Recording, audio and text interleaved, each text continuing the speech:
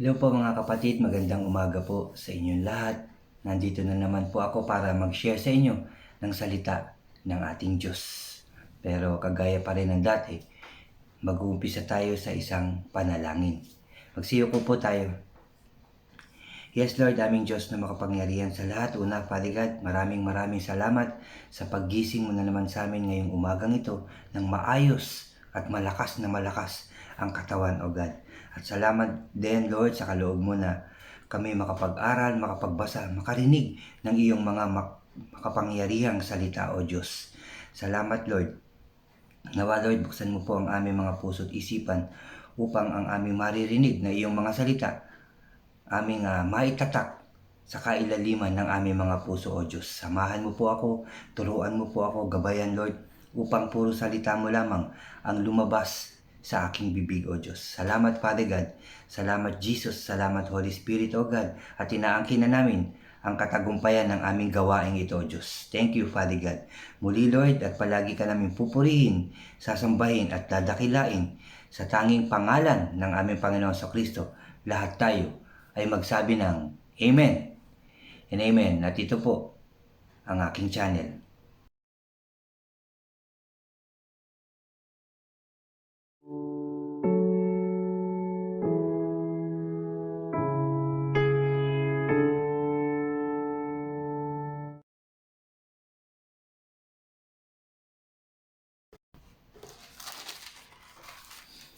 Hello po mga kapatid, ulitin ko lang, Brother OG po at welcome po sa aking channel. At doon po sa mga bago po sa aking channel, huwag niyo pong kalimutan na mag-subscribe and like at pakiclick niyo na rin ang notification bell para updated po kayo sa mga iba ko pang i-upload. Ano po. So nandito nga po ako para mag-share sa inyo dito sa Genesis pero chapter 3 na po tayo. Magsimula na po tayo.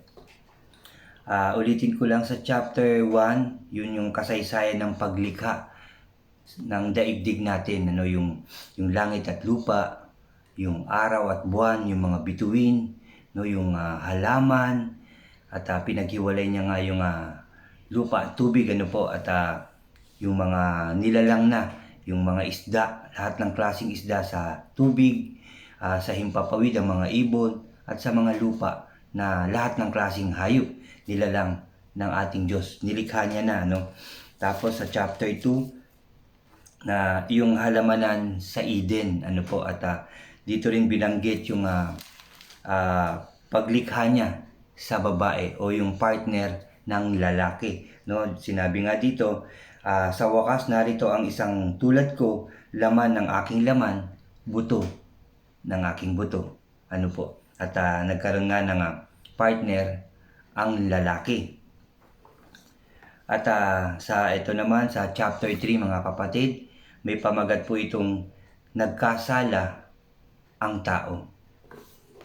So, umpisahon na po natin, chapter 3, verse 1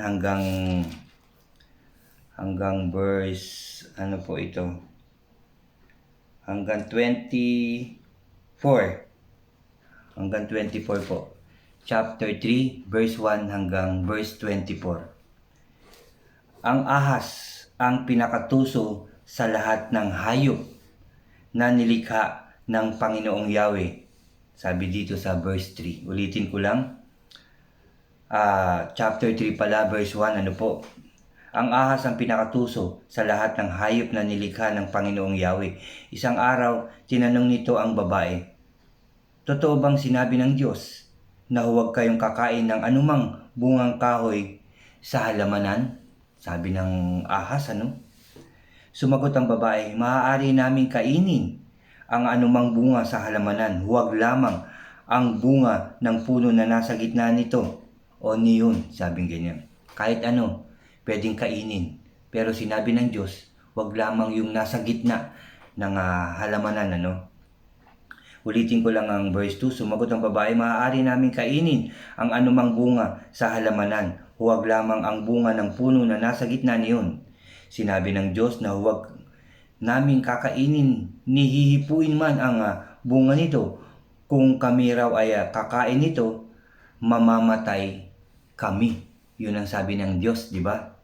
Sinabi yan sa chapter 2. At ngunit sinabi ng ahas, hindi totoo iyan.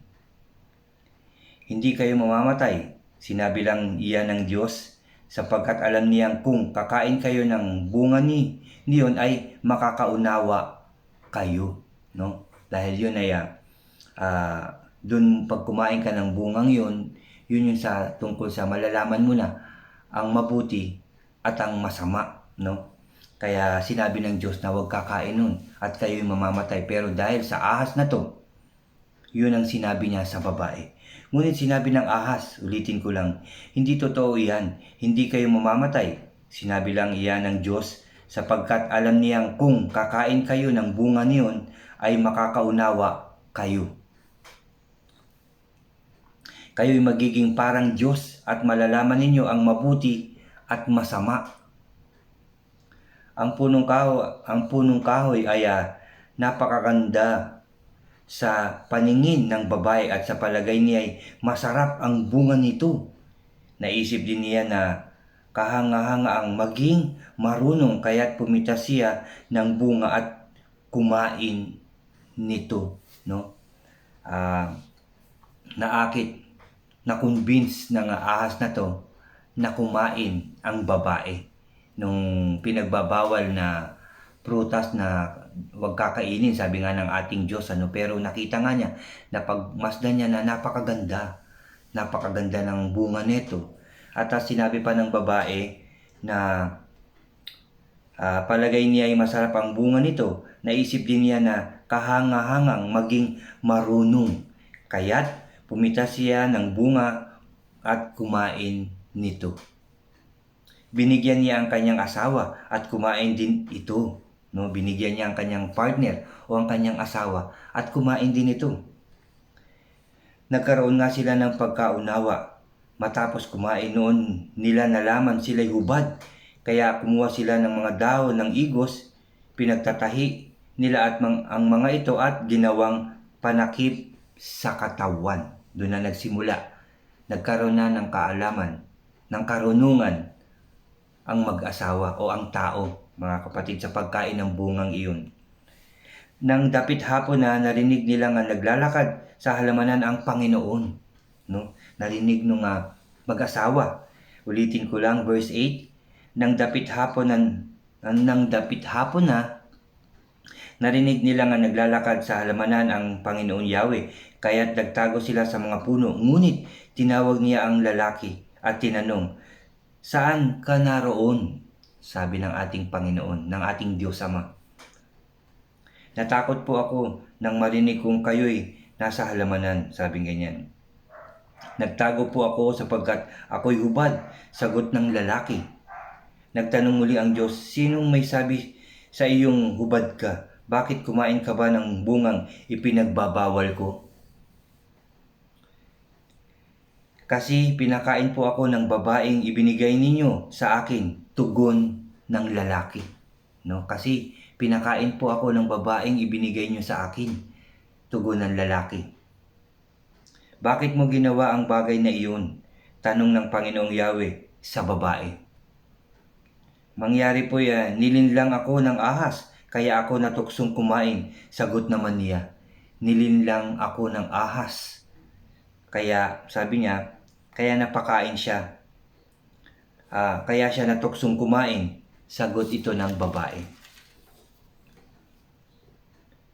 At sinabi ng Panginoong Yahweh sa ahas, "Sa iyong ginawa'y may parusang dapat na ikaw lang sa lahat ng hayop ang magdaranas." No? Ito na, hiniyag ng ating Diyos yung kaparusahan na. At simula unang-una niyang iginawad ang kaparusahan doon sa ahas, mga kapatid. Yung kaparusahan ng ating Diyos, iginawad niya sa ahas. Ito ang sabi uli sa verse 14, mga kapatid. At sinabi ng Panginoong Yahweh sa ahas, "Sa iyong ginawa'y may parusang dapat na ikaw lamang sa lahat ng hayop ang magdaranas. Mula ngayon ikaw ay gagapang at ang pagkain mo'y alikabok lamang.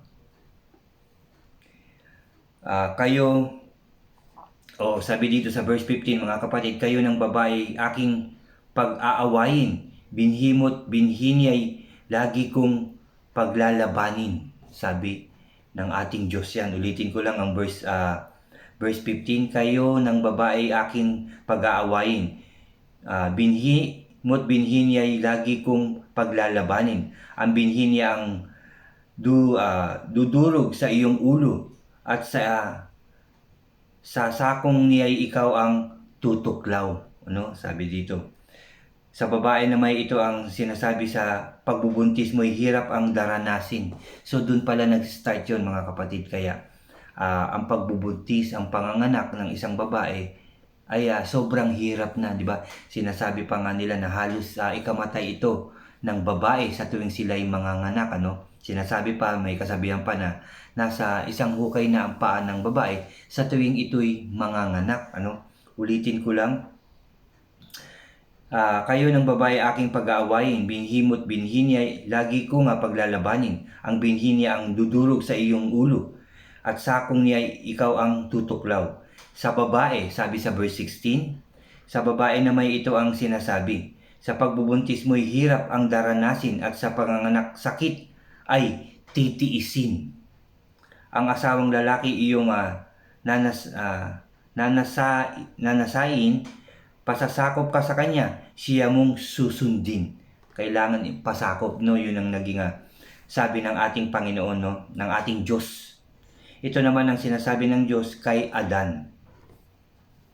Dahil nakinig ka sa iyong asawa, nang iyong kainin ang ipinagbabawal kong bunga, dahil dito'y isusumpa ko ang lupa, sa hirap ng pagbubungkal, pagkain mo'y magmumula. Kailangan ng magsaka o magbungkal para may makain. Doon nag-start yun, mga kapatid, no? Doon sa pagkakasala, dahil nakinig siya doon sa kanyang asawa at kinain niya yung ipinagbabawal ng ating Diyos, isinumpa ng ating Diyos ang lupa, ano? Sabi niya, ang mga tao ay magbubungkal na ng lupa para may makain.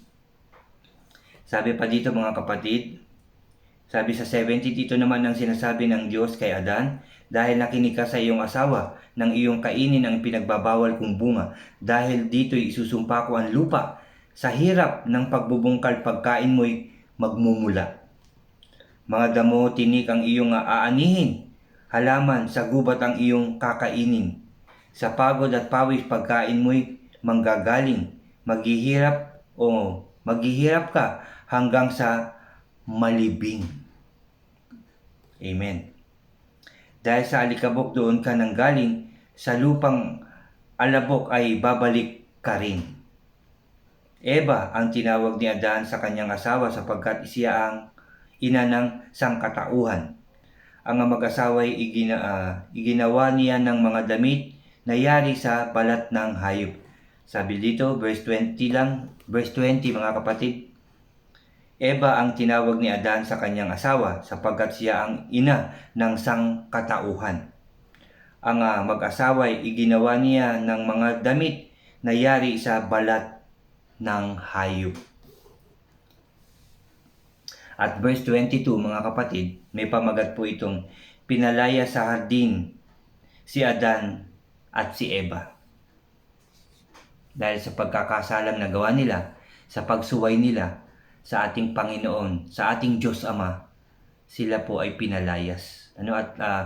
Marami ng paghihirap, no? Iginawad na ng ating Diyos ang kaparusahan. Una, sa ahas na ito'y gagapang, kakain ng alikabok. No? At iginawad niya rin ang kaparusahan sa babae, sa panganganak nito, yung paghihirap at yung sakit na kanyang titiisin. At doon sa lalaki, ito'y yung kakainin nga ay ipagbubungkal niya o ibubungkal niya sa lupa. Magbubungkal siya na magbubungkal, maghihirap.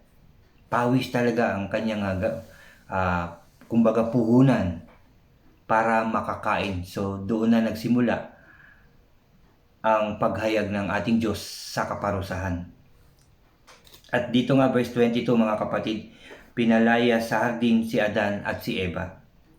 Pagkatapos sinabi ng Panginoong Yahweh, katulad na natin ngayon ang tao, sabi ng ating Diyos. Ulitin ko lang ang verse 22. Pagkatapos sinabi ng Panginoon, Yahweh, katulad na natin ngayon ang mga tao o ang tao sapagkat alam na niya ang mabuti at masama. Baka pumitas siya at kumain ng bungang kahoy na ibinigay o nagbibigay buhay at hindi na siya mamatay.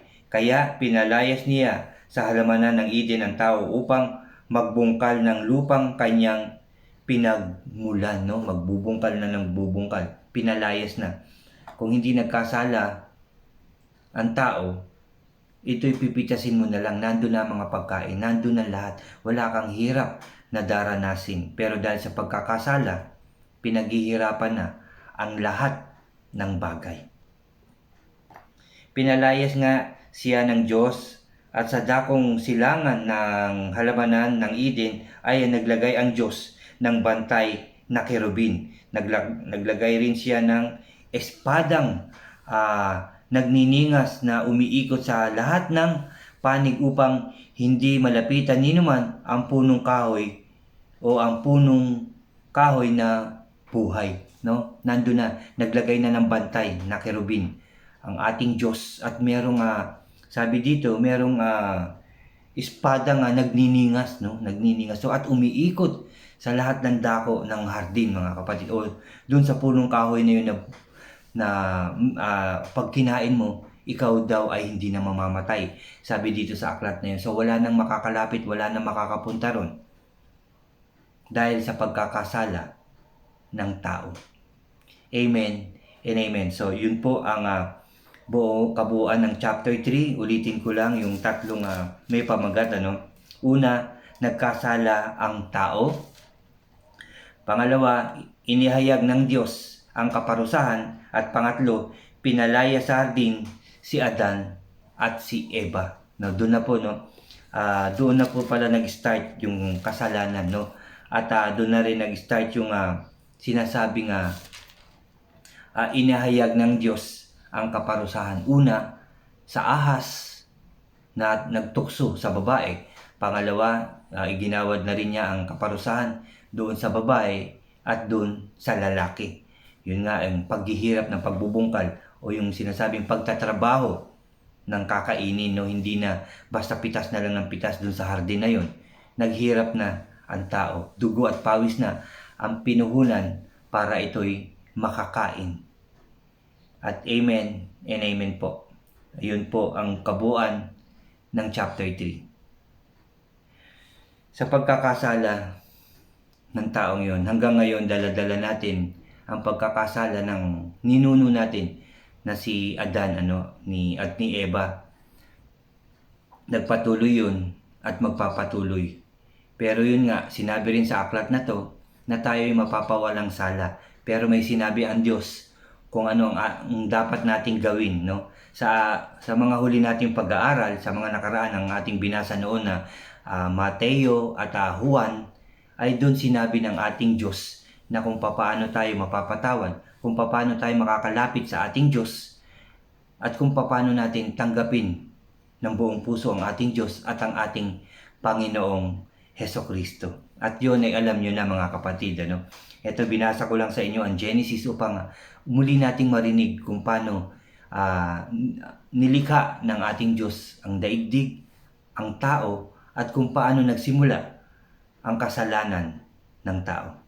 Amen and amen. Maraming salamat sa inyo, mga kapatid, sa pakikinig nyo na naman sa aking sharing ngayong araw na to.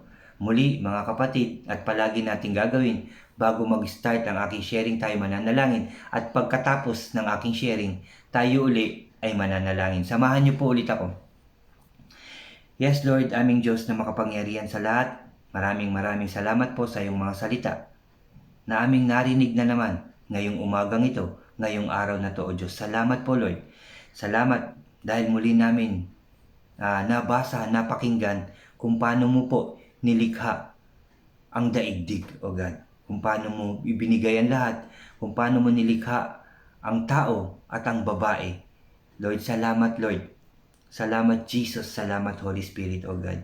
Sa pagkakasalang yan ng tao, nawa kami pa rin, Lord, ay iyong mapatawad.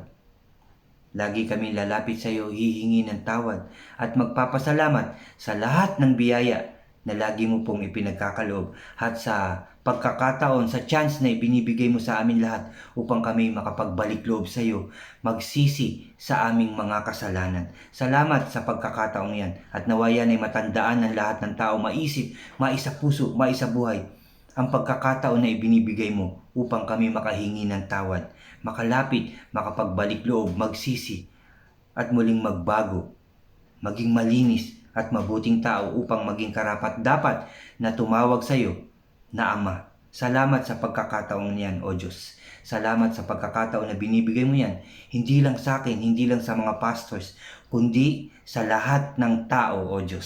Salamat, Lord. Salamat, Jesus. Salamat, Holy Spirit, O God. Salamat, Lord. And Lord, and I pray na lahat ng tao simula sa aming mga presidente sa bawat bansa, hanggang sa amin, O Diyos. Lord, kami lagi inyong ingatan, ilayo sa anumang kapahamakan, karamdaman, tukso, at gawa ng kaaway, O God. Huwag mo pong payagan na magkagulo pa ang buong mundo, ang bawat bansa. Huwag mong payagan na may mamatay pa dahil sa virus na yan, magkasakit, O God. Lord, huwag mo kaming pabayaan. Iligtas mo po kami. Kaawaan mo po kami, O Diyos. Patawarin mo po kami, O Lord, at pagalingin mo po ang lahat ng may karamdaman, O Diyos. Ayusin mo po ang aming mga puso't isipan. Nawa yung iyong kahilingan, yung iyong kautusan, katuruan na magmahalan, magpatawad at magpakumbaba ay maitatak namin sa aming mga puso. At yun ang magawa namin habang kami nabubuhay. Lahat ng tao, O Diyos, magmahalan ng buong puso at kaluluwa at mahalin ka ng lahat ng tao dahil ikaw ang nagbigay buhay sa amin. Ikaw ang nagbigay ng lahat, O God. Kaya dapat lang na ikaw ay aming mahalin ng buong puso at kaluluwa, buong lakas at buong pag-iisip. Salamat, Lord, sa pagkakataon niyan na binibigay mo sa amin. Nawayan ang matatak sa aming mga puso at isipan at maisabuhay namin, O Diyos. Muli, Lord, at palagi ka namin sasambahin at dadakilain, O Diyos. Pupurihin, O God. Iibigin ng buong puso at kaluluwa. Salamat, Lord. At muli, Lord, pinupuri ka namin at sinasamba sa matamis at makapangyarihang pangalan ng aming Panginoon sa Kristo. Lahat tayo ay magsabi ng Amen and Amen. Amen po. Maraming pong ulit salamat sa lahat. At nawa, samahan niyo pa ako sa pagbabasa ko, pag-share ko ng salita ng ating Diyos. Salamat po. God bless po sa inyong lahat at God bless po sa ating lahat. Salamat po.